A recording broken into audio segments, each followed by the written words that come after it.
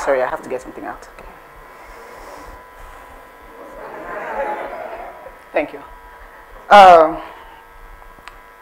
They say that every good story is one that starts from the beginning and ends without leaving the listener with the question of why. So please permit me to start my story today from the beginning. We got to a time when it was just so clear that if ever a success story was going to be written about me, then the university certificate that I spent so much time failing at was not going to contribute anything to that story. So I made the decision while still in school to look for development outside academics, to develop myself in ways that the academic system simply did not offer. So I started to look into youth organizations, and through my best friend Adamu, I found one, ISEC, the world's largest youth-run organization. I mean, that status by itself was impressive, but then they have this tagline: a platform for young people to discover and harness their youthful potential. Now, who wouldn't want to be a part of that? So I joined and I worked with them, going through a series of trainings, conferences, and projects, and eventually getting elected president. In all my years working with ISEC, I learned so many things that have continued to help me till this present day. But there is one particular lesson I learned that has remained with me and continues to contribute to my constructive reasoning till today. And that is a very simple concept called the clarity of why. This clarity states very simply that in any situation, you first understand why before you even think of how or decide what. For example, you should understand why you need light before you even decide that the kind of light you need should be provided by a torchlight and not a kerosene lamp.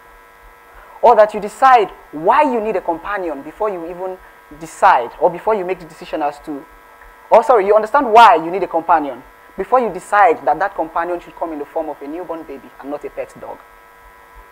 You see, this clarity completely changed the way I looked at things. And since learning this, I have constantly attacked life's issues with a constant question of why. And of course, being a Nigerian, you can imagine with all the issues flying around, you can only imagine how many times I've had to ask why. So I listen to people, I listen to arguments, and then people pour out their minds and they talk so passionately about issues, and they're so quick to give solutions. But then, when you sit down and you ask these people after listening to all they have to say, this problem that you're talking so much about and providing solutions, do you even know why that problem exists? Many of them just look at you and get irritated immediately. Because if you're caught in my why trap, don't even ever pray to be there, because after answering, I'll still ask you why. So many people just get offended. Now, the issue there is, with the issue of why, regarding this questioning and all of that, it comes to a time when, after being with all of these people, and finding people who have so much to say about an issue, and yet not being able to understand why that issue exists, and especially with the responses I get from a lot of people, a certain trend came up. And that is that we are so quick to talk about every other issue. But then, when you ask a critical question about the country Nigeria, for which sufficient knowledge about the country is needed to provide a reasonable answer, everybody just goes, excuse me, in the first place, what has Nigeria done for me? After all, I don't owe anything. What have you done for me to make me to say this? Now, that response in itself was not strange. What was strange was that I know you would expect that the people that will give this kind of responses are those who are illiterate and uninformed, right? But that is the thing. I was shocked. I got these responses from the very highly educated down to the very hopelessly illiterate. Everybody is affected. And then, as usual, I began to ask, why? Until one day, my very good friend Adamu again, you're going to hear that name a lot.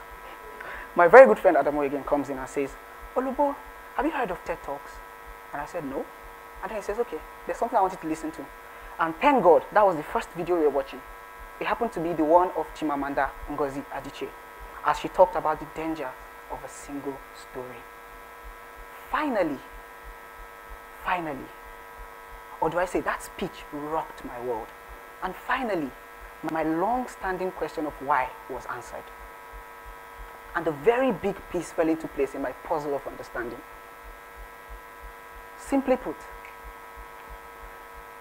there is a single story, I'm sure, I don't have to quote, we all saw the video. There is a single story in circulation about Nigeria. One that places us, or that generalizes us, as a group of corrupt politicians, murderous herdsmen, and fanatic terrorists. And everybody seems to be buying into this single story because of because of the presence of what presents itself as undeniable evidence of its truth, however questionable that evidence is. But then I ask, what if there was also another less complicated, less twisted, undeniable evidence to the contrary? A world of good happening so poorly unreported, simply because of its lack of value, because of its unfortunate lack of value in the business of news. Have you ever wondered? Bad news is good business. Good news is bad business. Now, Chimamanda Adichie did not only answer my why, she answered my what. When she started to give examples, where she talked about, okay, towards the end of the talk, where she says, what if her roommate knew about the publisher who left his job as a banker to go and pursue his dream publishing books? And then she goes on and on and on to give many examples. As I listened to that talk, it became clear that since we have established that there is a single story about Nigeria, the next step to do is to look for evidence to the contrary, to counter that single story. Not because we want to falsify that story, but because we want to prove that there is also evidence of the contrary. Do you understand? So, after listening to her and all of that, I made the decision. I said that I am going to find out these stories and I'm going to report them. I mean, I'm one man, but then the resolve was made that I will travel to the 36 states of Nigeria. I will meet with people, experience their culture, eat their food, and understand their way of life. And the content I come up with at the end of the day, I hope will form my own little contribution, just proving to you and the rest of the world that even though Nigeria is not perfect, and really no country is, at least we are beautiful and we have potential that would make everybody's eyes pop. And when I talk of potential, I'm talking human potential, technological potentials, I'm talking tourism potentials, and all of that, in the arts and all of that. So, on the 22nd of April, 2018, I set out. The very first community I visited was Gurara. And when I went there, oh yeah, that was the day I set out. And when I got to Gurara, yeah, I went to see the Gurara waterfall.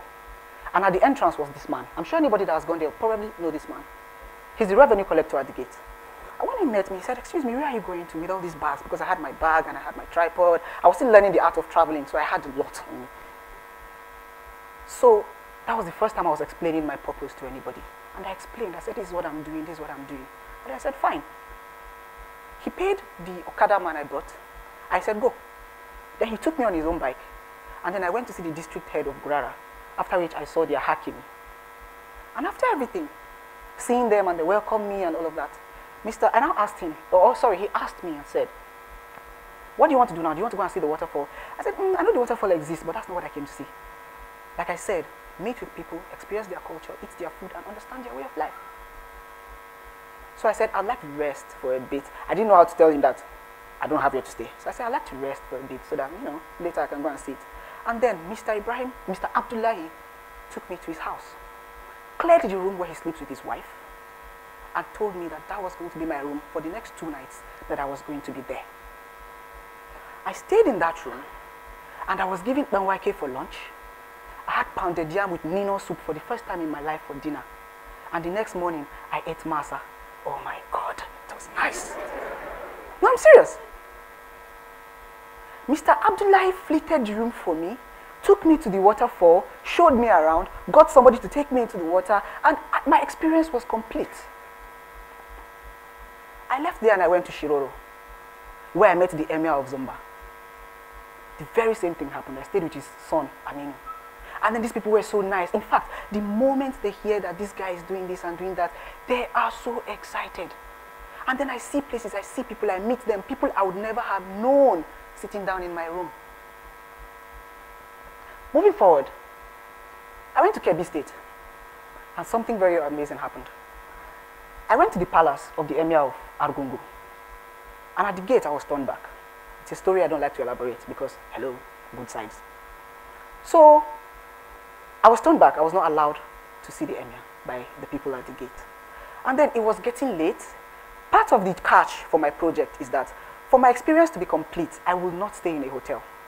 No matter how hard it is, I will find somebody, I will meet somebody, and I will get somebody to accommodate me out of their own goodwill.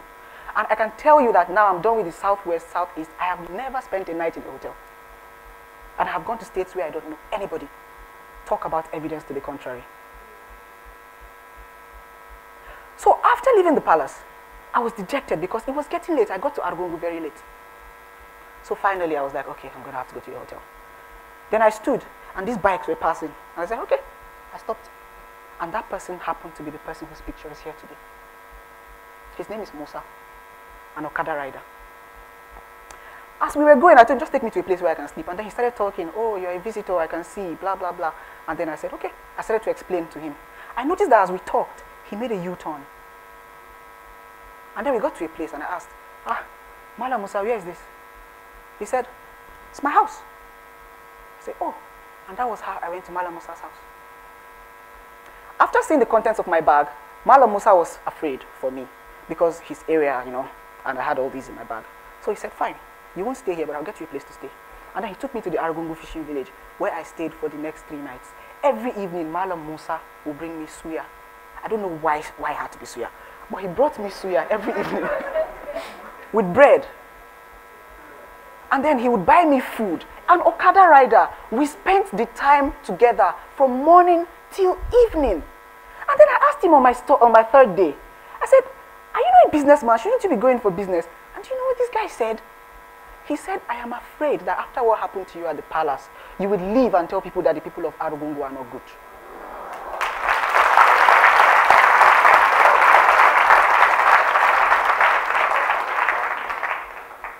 So he just put out all those days and left it out for me. And guess what? On the day I was leaving Mala Musa, after everything I felt, okay, though I'm traveling on a budget, I don't have much money, but let me just give him something.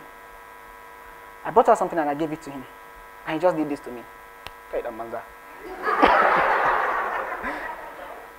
was his exact words. And that was how I left Kebbi and I left him. And do you know that even yesterday, we spoke. He calls me all the time to check up on me. So over the years, as I traveled, I have met with important people, amazing Nigerians who have completely redefined my narrative on the story of Nigeria. Before I left, I made a video where I said that all the bad stories that we hear about, it's not that they don't exist. But in my opinion, these bad things account for not more than 30% of the Nigerian story. What happens to the other 70% that nobody is talking about? And then, these are the 70%. Count everybody in the whole corruption world and put them against the amount of people who are not into it. You will see that we trump them. But why are our stories the ones that are not being heard? I met this policeman. This is the palace of the Emir of Kauranamoda in Zamfara State. When I was going in and they just told me I had cleared the security, the Dogari and all those people, and then the last person that was in my way was this policeman. He just stood like this. Then I said, "Ta." So I got to him and I explained everything to him. I said, okay, no problem, remove your shoe and go inside. And then I went inside and then I saw the man, the Emir, and he greeted me, welcomed me. I went about my business. I saw the cave of Kauranamoda and all of that. And as the years, as the days went by, it's been over 100 days now, I have met amazing people. This is an Okada man that took me all around and refused to collect anything from me. I have also met this guy who is a youth corps member who accommodated me in Zamfara State and would not let me spend 5 naira. A corps member. I was so worried. I went to buy a bag of pure water and I gave it to him. I woke up the next morning with 110 naira under my pillow. And the story just goes on and on. I was in Jigawa State. Now, I really want you to understand that there is really evidence to the contrary. So much of it, but you just have to look for it. Because good news is bad business. This guy, I was in Jigawa State. I had called somebody who was supposed to accommodate me. While I was there, the number just went dead. I was at the park from 10 a.m. when I got to Duse till almost 6 p.m. and nobody showed up.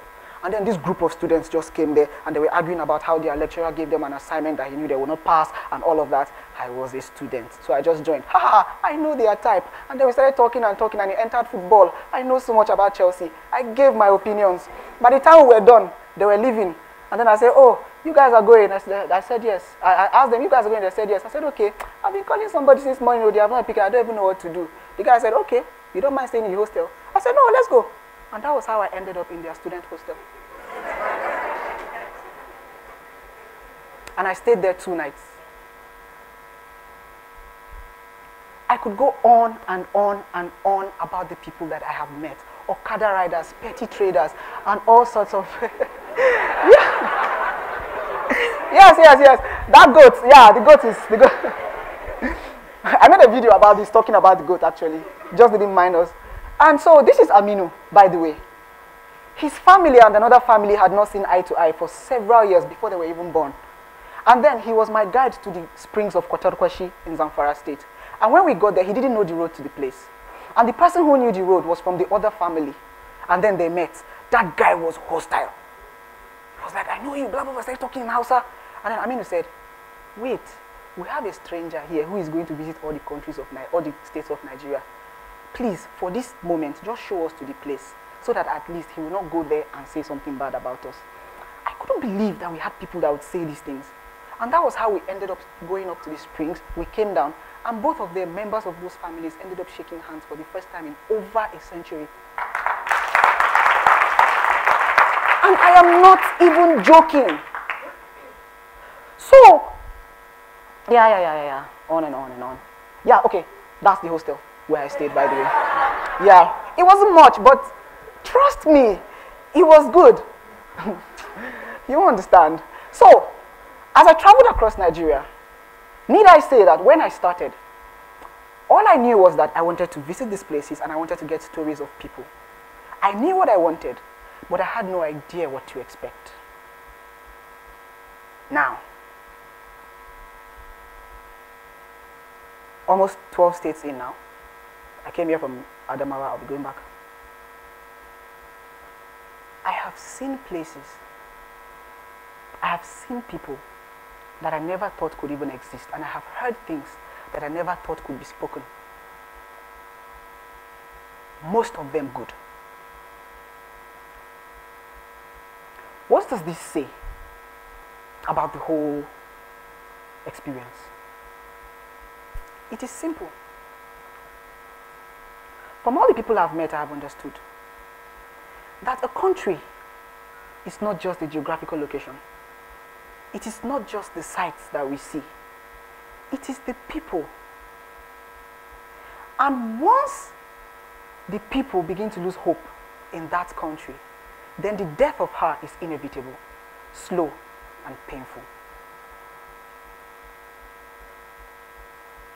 In these few days, few months of travel, I have seen people who have completely redefined this and recreated the hope that this country is actually not a dying country, but a country whose life is yet to be discovered.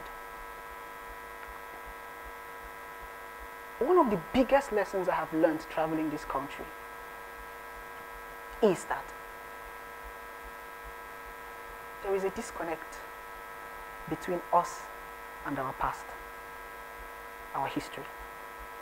And of course, being academics, we all know the popular saying, if you don't know where you're coming from, you will not know where you're going.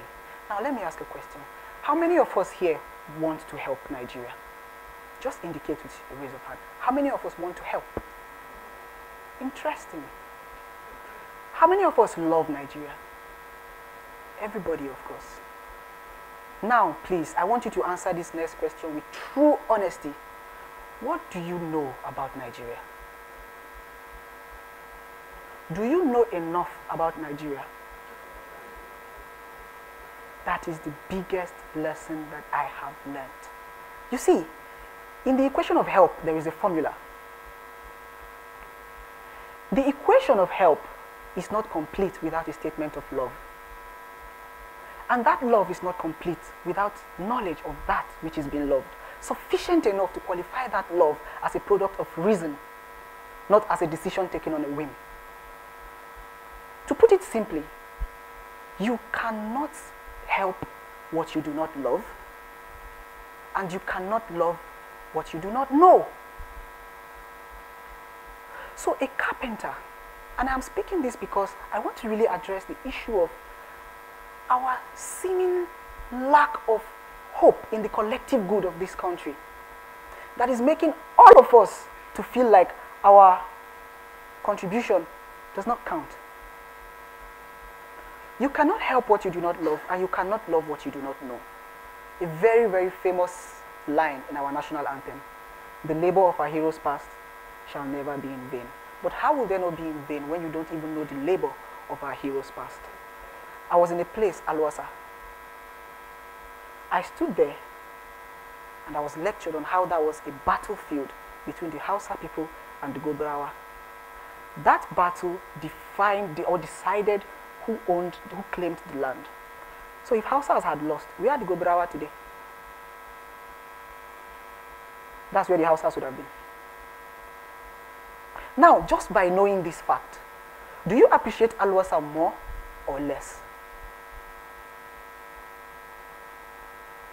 I'm sure your answer is going to be more.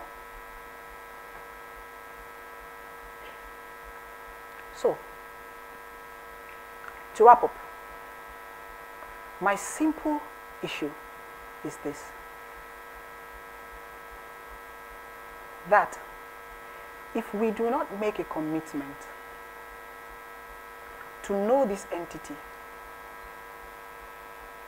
Nigeria, then there is no way we can even begin to understand why our problems are before we can make a resolution as to how to solve them or even decide what exactly to do. I am of the opinion that it all starts with genuine knowledge and understanding. And that knowledge and understanding cannot be gotten sitting down. You know why? Because the quality of sitting down is that of a normal person. And we have just been told that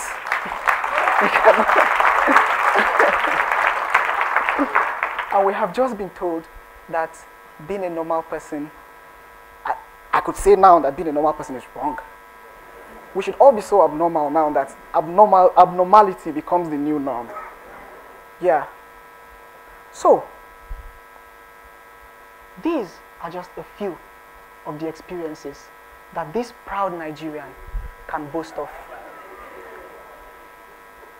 If you would laugh at these pictures, you can imagine how I feel when I look at them. I spent a lifetime admiring the Koroso dancers, and then I was in Kano and I saw them. And then I asked them, "Can I wear your clothes and dance with you?" And they said, "Yes." This is my Facebook picture. I'm so proud of this.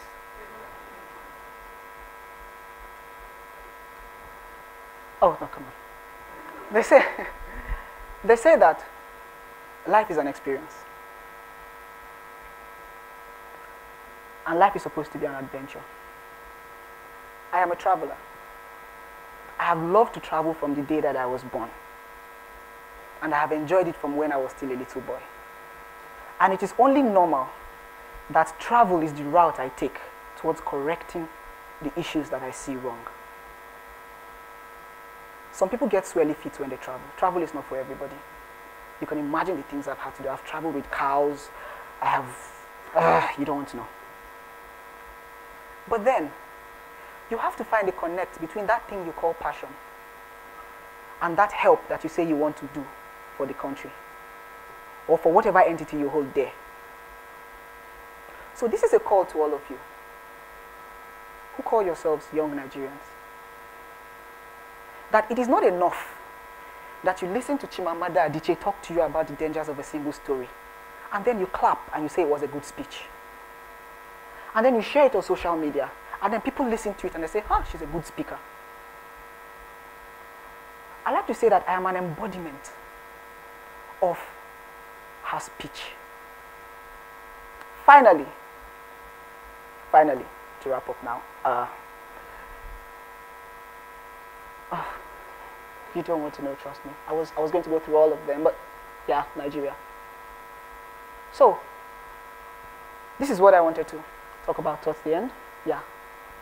This is the chair where Queen Amina sat on when she ruled, and you can see that from where she sits, you can see the whole town. I started traveling with a flag that I didn't know what to do with. And as I moved on, I found the purpose for that flag. And now when I am confronted with unsullied greatness on the land of Nigeria, the best gift I can give is to raise my flag, behind which stands the population of over 180 million people. And then I wave it in recognition of the greatness. That is nature, that is Nigeria, and that is the gift of life. The flag is a symbol to me, but we all have our own symbols. So what is that thing you will do that will make you proud of raising your symbol and saying that you have contributed towards the greatness that is nature? And truly, when you look at it, nature in itself is constantly locked in an endless pose. And there are two ways with which you can communicate with that picture. You can either be a part of it, contributing to the perfection that is nature, or you can be the person that stands outside it to capture that moment, making sure that it lives forever for the other people to know that such greatness once existed. Fitting into the normative situation, they say, I have never been one to fit into it. But then I have found peace with my place outside of it. So now I capture these images for you so that you can see it and find your place within it, so that you can be useful to it and to the people that would see it, possibly with you in it. Thank you very much.